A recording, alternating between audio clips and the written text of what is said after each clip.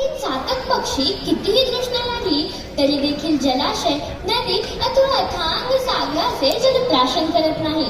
त्याला फक्त स्वाती नक्षत्रात पडणाऱ्या पावसाच्या एका शुद्ध थेंबाची प्रतीक्षा असते आणि त्याची नितांत श्रद्धा असते की हा थेंब मला फक्त मेघवर्षाव झाला तरच मिळेल. आणि या श्रद्धेवर तो कित्येक दिवस वाट पाहतो, कारण विश्वासच हा जीवनाचा श्वास आहे आणि संयम यशाचे रहस्य आहे. अशाच आपल्या जीवनाला, उज्ज्वल भविष्याला प्रेरणा ठरणारा साई मंत्राची पवित्र ध्वनी या पावनभूमीवर तेवत ठेवण्यासाठी मी उपस्थित आहे. ओम साईराम. मी श्री शारदा इंग्लिश मीडियम स्कूलची विद्यार्थिनी कुमारी साई शजोरी आपल्या समोर विषय मांडत आहे, श्रद्धा आणि सबुरी.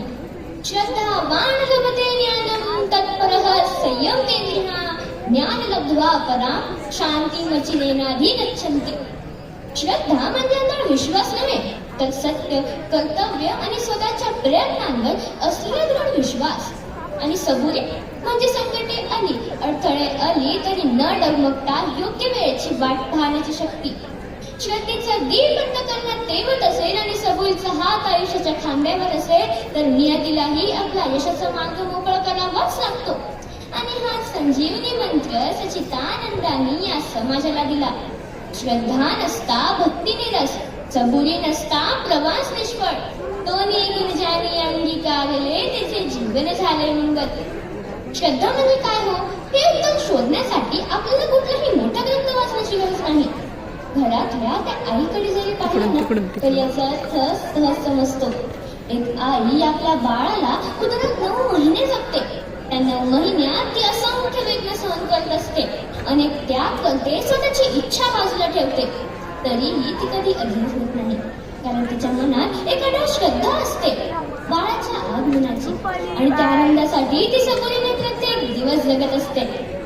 साईबाबांनी आपल्या संपूर्ण जीवनातून फक्त या 2 शब्दांचा मंत्र दिला, श्रद्धा आणि सबुरी. हा केवळ धार्मिक संदेश नव्हता, तर तो यशस्वी जीवनाचा मूलमंत्र होता. साईबाबांच्या तत्वज्ञानाचा सारे 2 शब्दात सामावलेला होता. पण मग श्रद्धा म्हणजे काय, तर देवावर, आपल्या मार्गावर आणि आपल्या कर्मावर न ढळणारा विश्वास असणं. कितीही संकटे आली तरी देव माझ्या सोबत आहे ही भावना कायम ठेवणं. कोणताही निर्णय घेताना मनातील सकारात्मकतेवर टिकून राहणं, मनातील चांगलेपणा व प्रामाणिकतेवर विश्वास ठेवणं. संत वचनही हेच सांगतात, धीर धराले चित्ती फळ येईल वेळेवरी, विश्वास ठेवा अंतरी कृपा होईल ईश्वरी.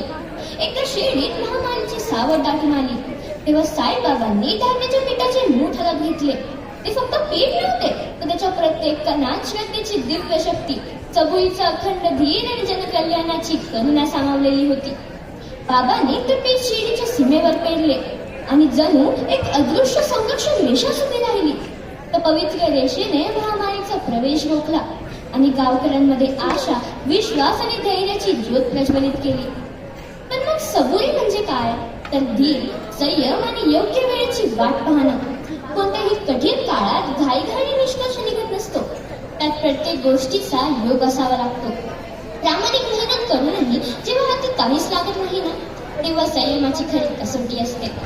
जीवनात मिळणारी प्रत्येक गोष्ट ही योग्य वेळीच घडते.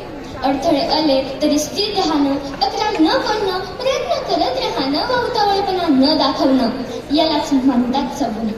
श्रद्धा आणि सबुरी हे 2 शब्द जेव्हा एकत्र येतात ना, तेव्हा जीवनातला प्रत्येक अडथळा, भीती, शंका आणि काळजी कमी होऊन जाते. कारण श्रद्धा आपलं मन मजबूत करते, तर सबुरी आपला काळ सुंदर बनवते. आयुष्याच्या प्रवासात काही दरवाजे खूप उशिरा उघडतात, पण सबुरी ठेवली तर ते कायमस्वरूपी बंदही राहत नाही. आज आपण विज्ञानाच्या युगात जगत आहोत, जिथे एका सेकंदात हजारो गोष्टी घडतात. पण लक्षात ठेवा, मशीन गतिमान होऊ शकते, आयुष्य नाही.